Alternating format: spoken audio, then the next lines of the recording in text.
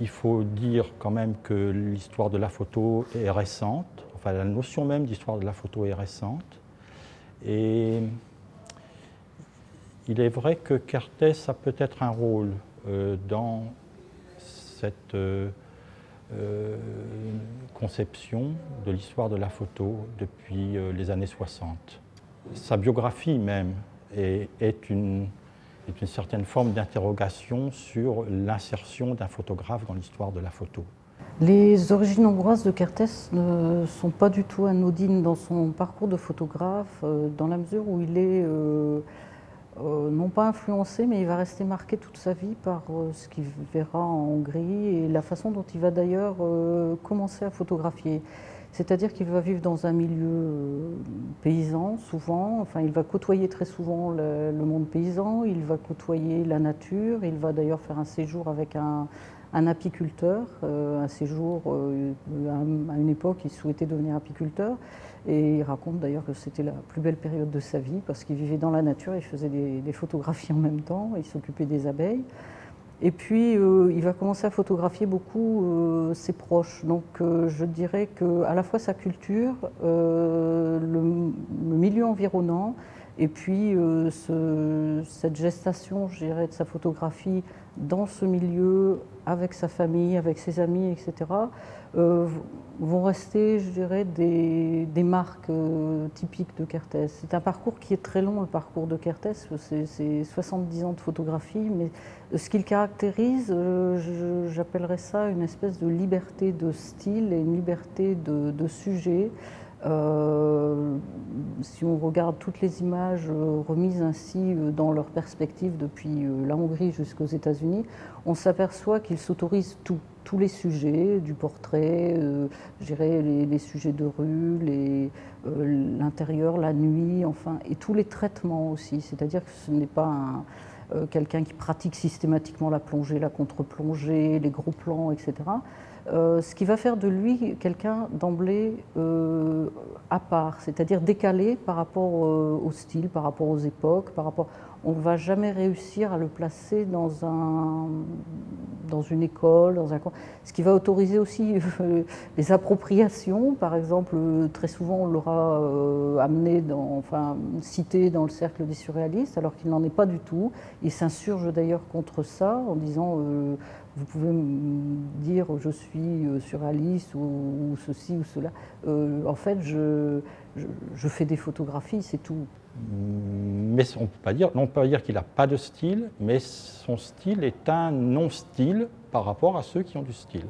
Dans chaque instant, il met en jeu quelque chose. Il met en jeu quelque chose et peut-être qu'il se met en jeu lui-même, puisqu'il y a toujours cette question très importante chez lui de la relation personnelle à l'acte photographique. L'acte photographique comme quelque chose de vraiment intime, hein. Comme il l'a dit lui-même, journal intime. Il explique qu'il est né sentimental et qu'il restera toute sa vie et que c'est peut-être ce qui fait qu'il ne se trouve pas forcément bien à l'aise dans le monde contemporain parce qu'il est, il n'est pas forcément reconnu comme ça. C'est un solitaire, c'est un timide, c'est quelqu'un qui ne fréquente pas grand monde.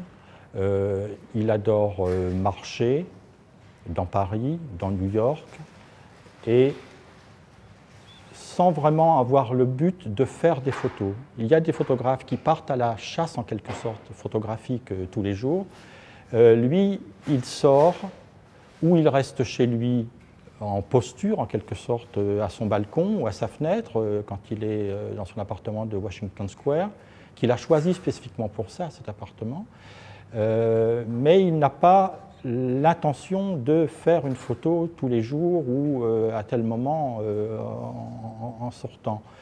Mais il est toujours aux aguets de ce qui va pouvoir se passer autour de lui et intervenir entre la réalité, ce qui se passe, et lui. Parce que c'est toujours une question de relation et d'intégration visuelle dans quelque chose de très personnel, qui est d'ailleurs indicible, enfin qu'il ne dit pas, qu'il ne décrit pas, mais dont il dit toujours en toute sa vie, que c'est ce qui motive la photographie.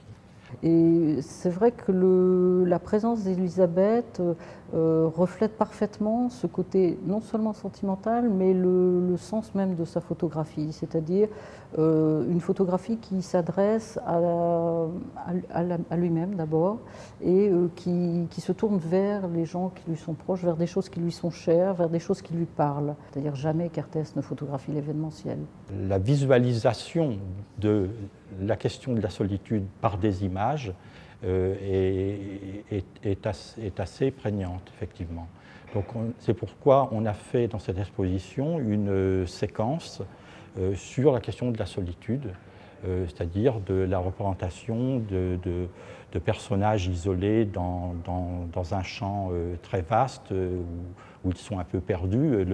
La première image de cette idée de solitude étant le fameux nuage égaré, Lost Cloud, donc 1937, nuage qui est tout seul dans le ciel et qui est embuté en quelque sorte contre le Rockefeller Center, l'immeuble tout neuf du Rockefeller Center, donc l'individu contre l'architecture énorme et hyper moderne de New York. Donc, il a dit lui-même que c'était un peu son image. Il l'a décrit comme une image de lui-même, perdue. Mais c'est vraiment quelqu'un qui s'intéresse beaucoup à la technique. On s'en est rendu compte par exemple pour les séries de cheminées, qu'il commence en gros en 1960-61, et dans ses carnets de notes, quand il commence à faire des listes des photos qu'il a faites par le passé, il associe la question des cheminées au téléobjectif et au zoom. Et je me suis rendu compte comme ça que à ce moment-là, justement, il avait acheté un téléobjectif. Et le téléobjectif, c'était pas très vieux, ça avait été inventé quelques années avant. Donc il est toujours très au courant des nouveautés techniques et il les met en pratique, il les utilise. Et le Polaroid est un peu à inscrire dans cette question. Et son épouse étant décédée, il y a eu une sorte de coïncidence. Dans une vitrine, il a vu un buste en verre, c'est-à-dire une forme de tête très schématisée et d'épaules. Et il a dit lui-même « Ah, mais elle ressemble à Elisabeth ». Et il est revenu, il hésitait, et puis finalement, au bout de quelques jours, il a acheté ce buste, il a commencé à faire des photos avec le Polaroid, en plaçant ce buste sur le rebord de sa fenêtre, avec New York, et notamment le World Trade Center, en arrière-plan. Et tout d'un coup, les Polaroids deviennent une manière de se remémorer Elisabeth, de faire revivre Elisabeth avec ce buste, puis un deuxième buste qu'il va aller acheter, qui complète le premier. Donc évidemment, il reconstitue en quelque sorte le couple qui est un de ses thèmes, Elisabeth et moi, est un thème récurrent dans l'œuvre de Kertész, donc maintenant sous forme de deux bustes en verre. Et puis d'autres objets de verre, au fur et à mesure qu'il se rend compte que, à travers ces objets de verre qui ont une certaine forme, on voit l'arrière-plan de New York très distordu. Donc il revient en quelque sorte aux idées de déformation, de distorsion. Et tout ça se mélange sans doute pour lui à travers cette technique du Polaroid, comme il avait fait avec les miroirs déformants, les distorsions en 1933. Donc ce sont des retours sur de nombreux éléments de sa vie passée photographique et de sa vie privée, et notamment d'Elisabeth. Et ça aboutit, bon, il commence ça en 1979, 2 ans après le décès d'Elisabeth, et pendant 4-5 ans, il poursuit ses Polaroids, en fait jusqu'à sa mort, mais il édite le petit livre De ma fenêtre, constitué de Polaroids essentiellement à partir de ce buste et d'autres objets en verre qu'il édite. Donc tout ça est à la fois, c'est une question technique, de modernité technique, mais qu'il cherche à mettre en adéquation avec sa biographie, avec toujours cette question de journal intime. Mais c'est vrai que Kertész, on l'a mis aussi bien dans les photographes de reportage que les photographes humanistes, que les photographes surréalistes, et bon, à chaque fois on a faux, quoi. Je pense que l'intérêt de cette exposition, c'est justement d'avoir remis en perspective un grand ensemble d'œuvres du début à la fin de sa vie. Et ça, effectivement, ça permet de remettre les choses un petit peu dans un continuum qui est celui de Kertész et qui n'est plus, je dirais, ponctionner des parcelles pour les réinterpréter. C'est vraiment que Kertész qui respire dans l'exposition. Donc, effectivement, les photographies sont à lire dans cette optique, dans cette perspective-là.